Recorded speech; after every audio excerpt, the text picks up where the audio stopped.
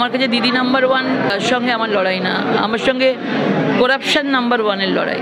মানে এক টাকাও ফেটে যায়নি। 17,62,00,000 টাকার মতন পুরো যা ছিল সব কাজ করে শেষ করে দিয়েছি। লোকসভা ভোটে দুর্নীতি না লক্ষ্মীর ভান্ডার কোনটা বেশি গুরুত্ব পাবে? দুর্নীতি। শিল্প চাই এখানে, এটা কম হয়ে গেছে, কিছুই নেই এখানে।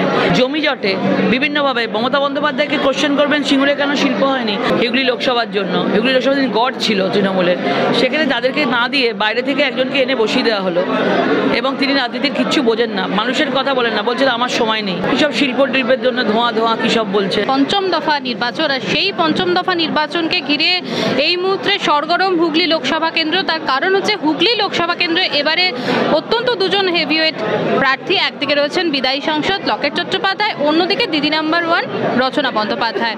তো সব মিলিয়ে এই হুগলি লোকসভা কেন্দ্রে এখন কিন্তু জমজমাট। আমরা আমাদের মধ্যে পেয়েছি হুগলি লোকসভা কেন্দ্রের এবারে বিজেপি প্রার্থী লকেট চট্টোপাধ্যায়। স্বাগত লকেট, কেমন চলছে প্রচার? খুব ভালো চলছে। তো আমরা দেখছি যে আজকে আপনি প্রচারের মধ্যেই রয়েছেন। তো সব থেকে বড় কথা যেটা যে আপনার এবারে আপনি যে কাজগুলো করলেন, সাংসদ ছিলেন আপনি 5 বছর ধরে, তো কি কি কাজ করলেন? অনেক কাজ করেছি, মানে এক টাকাও ফেটে যায়নি। 17,62,00,000 টাকার মতন পুরো যা ছিল সব কাজ করে শেষ করে দিয়েছি। দিদি, একটা বারবার অভিযোগ উঠছে যে লোকসভায় আপনাকে দেখা যায় না, বিভিন্ন সময় আপনাকে মানুষ পায় না, এটা কি শুধুই মিথ্যে প্রচার? এটা বুঝতে পারবেন আপনারা দেখে, এত মানুষের সমর্থন আছে, এতদিন ধরে আমি রয়েছি এখানে, আমি পোস্টার লাগাচ্ছে নিখোঁজ, তার সামনে দিয়ে বেরিয়ে যাচ্ছি, তারপরেও এটা মানে ভুলভাবে পোস্টারগুলোকে ছাপিয়ে ফেলেছিল, সেগুলো শেষ করতে হবে, সেই জন্যই এসব করছে। 2024-এর শুরু থেকে সন্দেশখালী এবং সন্দেশখালীর ঘটনা, তারপরে মাত্র কিছুদিন আগে যে স্ট্রিং অপারেশনের ভিডিও, গঙ্গাধর কয়েলের ভিডিও, রেখা পাত্রের ভিডিও, এবং তারপরে গতকালও দেখেছি একটা নির্যাতনের বা শ্লীলতাহানির অভিযোগ। এই যে পুরো বিষয়টা হচ্ছে রাজ্যে সন্দেশখালীকে কেন্দ্র করে, এটা ভোটের উপরে রাজনৈতিক পারসেপশনে কতটা প্রভাব ফেলবে? নিশ্চয়ই ফেলবে। সন্দেশখালী এমন একটা ইস্যু মহিলাদের জন্য, যেভাবে আওয়াজ উঠিয়েছে সন্দেশখালীর মহিলারা, এখানে ডেফিনেটলি একটা বড় সংখ্যক মহিলাদের ভোট আজকে মোদিজির দিকে আসতে চলেছে। কিন্তু দিদি, এই যে বারবার একটার পর একটা ভিডিওকে চ্যালেঞ্জ জানিয়ে বিভিন্ন যে স্ট্রিং অপারেশনের ভিডিও প্রকাশ পাচ্ছে, এগুলো কি মানুষকে মানে বিভ্রান্ত করছে? একদম বিভ্রান্ত করবে না। বাংলা এখন মমতা বন্দ্যোপাধ্যায়ের বাংলা, মমতা বন্দ্যোপাধ্যায়ের বাংলাই আছে, কোনো বিভ্রান্ত করছে না। কামদুনি, কাকদ্বীপ, পার্ক স্ট্রিটের ঘটনা যেভাবে ঘটেছে, সেখানে যেভাবে উনি সাজানো ঘটনা বলেছেন, তারপরেও মানুষ দেখেছে, এখনও বিচার হয়নি, তো কেউ সন্দেশখালী ঘটনাটাকেও কেউ অবিশ্বাস করে না।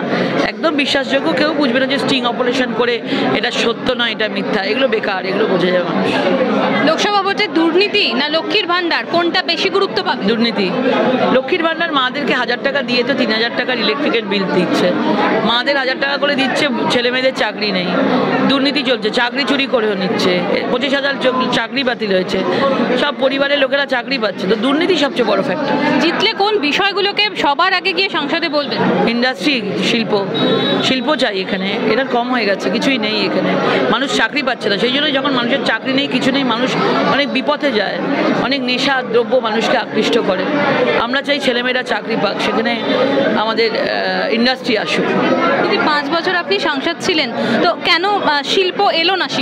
ইন্ডাস্ট্রি আসেনি বিকজ অফ এই সিঙ্গুরে জমি জটে বিভিন্নভাবে মমতা বন্দ্যোপাধ্যায়কে কোশ্চেন করবেন সিঙ্গুরে কেন শিল্প হয়নি, বলে জমিটা, আমি তো ইচ্ছে ছিল, জমিটা সুপ্রিম কোর্টে আটকে আছে। ডানলাপে কেন আবার ডানলাপকে ফিরিয়ে আনা যায়নি না? ডানলাপের যিনি ওনার আছেন, মালিক আছেন, উনি কেন্দ্রীয় নেতাদের সাথে চলেন, তো একজন মুখ্যমন্ত্রীর এই কথাগুলো সাজে? উনি মুখ্যমন্ত্রী, ওনাকে করা হয়েছে যিনি এগুলো সব কিছুর সলিউশন করে উনি শিল্প আনবেন, এবং জমি জটে রেখে দিয়েছেন। আমাদের রাজ্যের সরকার এলে আমরা সিঙ্গুরের শিল্প করব।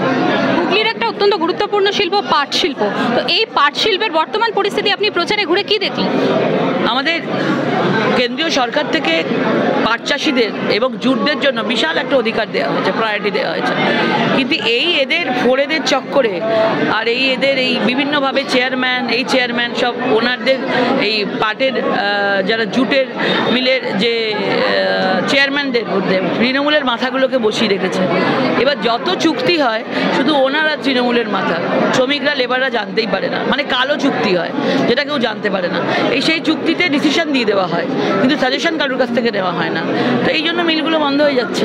2021-এর বিধানসভা নির্বাচন, তারপর 2023-এর পঞ্চায়েত নির্বাচন, সবকিছুতেই তো তৃণমূল ভালো ফল করলো। এই জায়গাটাতে আপনি এবারে নির্বাচনে কি কোনো চাপ বোধ করছেন? মানুষের আশীর্বাদ আছে। এত দুর্নীতি হয়েছে, এত লোক জেলের মধ্যে রয়েছে এবং একের পর দুর্নীতি ধরা পড়ছে, তো মানুষ আর তৃণমূলকে চাইছে না। তৃণমূলের মধ্যেই একদম চোরা স্রোত বইছে। যদি সাংসদ হিসেবে কাজ করতে গিয়ে যারা বিউরোক্র্যাট রয়েছেন, যারা আমলা রয়েছে, তাদের সাথে কোনো রকমের অসহযোগিতা হয়েছে আপনার? অনেক জন্য হয়েছে। অনেক উন্নয়ন আটকে গেছে? অনেক অনেক অনেক। ডিএম তো ফোনই ধরতেন না। 5 বছরে ডিএমকে আমি 7-8 বার মনে হয় ফোনে পেয়েছি, 6-7 বার, যাও 6-7 বারটা বেশি। যখনই বলতাম মমতা বন্দ্যোপাধ্যায়ের কাজে ব্যস্ত আছি, যখনই বলতাম অভিষেক বন্দ্যোপাধ্যায়ের কাজে ব্যস্ত আছি, নেই। অ্যাপয়েন্টমেন্ট করে গেলেও বলতে হবে না, মানে মেল করে উত্তর দিত যে হবে না। আমি মেল করে প্রশ্ন করতাম, উনি মেলে উত্তর দিতেন, মানে হবে না করেই কাটিয়ে দিয়েছেন। তারপরেও আমি এতগুলো টাকা খরচা করতে পেরেছি। হুগলি লোকসভা কেন্দ্রে অনেক তৃণমূল নেতৃত্ব থাকার পরেও সেখানে কিন্তু হেভিওয়েট হিসাবে তারকা প্রার্থী হিসাবে দাঁড় করানো হলো রচনা বন্দ্যোপাধ্যায়। মানুষ আর মানে তৃণমূল আর এদের নেতাদের বিশ্বাস করতে পারছে না। বড় বড় সব হেভিওয়েট নেতারা এখানে রয়েছে, তাদেরকে দিতে পারতো সেখানে হুগলি লোকসভার জন্য। হুগলি লোকসভার দিন গড় ছিল তৃণমূলের, সেখানে তাদেরকে না দিয়ে বাইরে থেকে একজনকে এনে বসিয়ে দেওয়া হলো এবং তিনি রাজনীতির কিচ্ছু বোঝেন না, মানুষের কথা বলেন না, বলছেন আমার সময় নেই বলছে। কীসব শিল্পটিল্পের জন্য ধোঁয়া কী সব বলছেন, কী ধরনের কথা বলছেন সেটা কানেক্ট করতে পারছে না মানুষ। মানে একটু ট্রেনিং দিয়ে নিয়ে আসা উচিত ছিল। দিদি, আপনি তো একসময় নিজে অভিনেত্রী ছিলেন, টলিউডে বহুদিন কাজ করেছেন, তো আপনিও সেই জায়গা থেকে উঠে এসেছেন। তাহলে কি মনে হয় যে এই সময়টা আপনার কাছেও কি চ্যালেঞ্জিং ছিল? না, আমি এসে কাজ করেছি 2 বছর, তারপরে আমি একটা পজিশানে গেছি। আমি 2015-তে এসেছি, 2016-তে আমি লড়েছিলাম, তারপর 2019-এ লড়েছিলাম। কাজের অভিজ্ঞতাটা থাকা উচিত। তাহলে হঠাৎ করে আমি এসে আমি কী করে বুঝবো কটা জেলা আছে, জেলার মধ্যে কটা অঞ্চল আছে, কটা ব্লক আছে, কি আছে, আমি তো জানতেই পারবো। মানুষের প্রচারে ঘুরে ভোটারদের কিরকম সাড়া পাচ্ছে? খুব ভালো সাড়া। নরেন্দ্র মোদীজিকে ভোট দেওয়া, নরেন্দ্র মোদীজিকে বাস আছে যে দুর্নীতি, করাপশন আর মহিলাদের সুরক্ষা। প্রতিপক্ষ হিসেবে রচনা ব্যানার্জিকে ঠিক কি অবস্থায় দেখছেন? আমি ওকে প্রতিপক্ষ ভাবি না, আমার বন্ধু। প্রতিপক্ষ আমার কাছে দুর্নীতি, আমার কাছে দিদি নাম্বার 1 সঙ্গে আমার লড়াই না, আমার সঙ্গে করাপশন নাম্বার 1-এর লড়াই। একসময় আপনি জনপ্রিয় অভিনেত্রী ছিলেন, তো আবার কি কোনোদিন ফিরে যেতে পারেন? আমার মনে হয় না, সময় নেই এখন, হবেই না। একটা বিষয়, মন্তেশ্বরে দিলীপ ঘোষের পোলিং এজেন্ট তিনি রহস্যজনকভাবে তার মৃত্যু হয়েছে এবং শঙ্কুদেব পাঞ্জার গাড়িতে গতকাল হামলা হয়েছে। এই নির্বাচন চলাকালীন এই পুরো বিষয়গুলোকে ঠিক কীভাবে দেখছেন? ওদের তো মানে আর মানুষের ওপর ভরসা নেই, ওরা একদম মানে বোমা, বন্দুক, খুন, রক্ত। তার জন্য তো প্রচুর কেন্দ্রীয় বাহিনী নিয়োগ করা। কেন্দ্রীয় বাহিনীকে আরেকটু সজাগ হতে হবে, এটাই হতে হবে। সার্বিকভাবে আমার শেষ প্রশ্ন, যে পঞ্চম দফা নির্বাচনের আগে হুগলির যারা ভোটার তাদেরকে কি বলবেন, তাদের জন্য আর কি কাজ করবেন? সকলকে বলবো যে মোদিজির হাত শক্ত করুন, দেশের জন্য দেশটাকে যেভাবে নিয়ে যাচ্ছেন আমরা চাই বাংলার উন্নয়ন হোক, বাংলাতে শিল্প আসুক, যুবরা কাজ পাক, মহিলারা সম্মান পাক। মহিলা মুখ্যমন্ত্রী যেভাবে মহিলাদের সম্মান দেয়, আমাদের নরেন্দ্র মোদিজি কিন্তু অনেক মহিলাদের সম্মান দেয়। আজকে আমাদেরকে ভরসা করে এখানে পাঠিয়েছেন একজন মহিলাকে। সুতরাং আমাদের ওনার হাতটাকে শক্ত রাখুন, আশীর্বাদ করুন, আগামী দিনে আপনাদের নিয়ে আমরা এগিয়ে যাব।